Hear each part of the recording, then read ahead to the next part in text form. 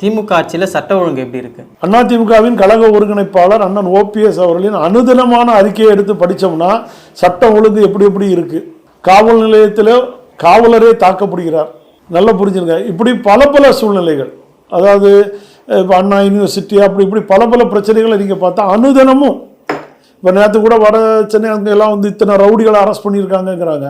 காணாத குறைக்கு ஒரு எம்எல்ஏ கடத்தல் வழக்கு பிரச்சனைகள், இப்படிலாம் நிறைய பிரச்சனைகள். நீங்கள் பேப்பர் எடுத்துக்கிட்டால் சட்டம் ஒழுங்கு தினமும் தெரியும். ஒவ்வொரு டிஸ்ட்ரிக்ட் ஒவ்வொரு ஏரியாவில் பார்த்தா சட்டம் ஒழுங்கு இருக்குது. அதை தமிழக முதல்வர் ஒரு இரும்பு கரம் கொண்டு அடக்கணும்.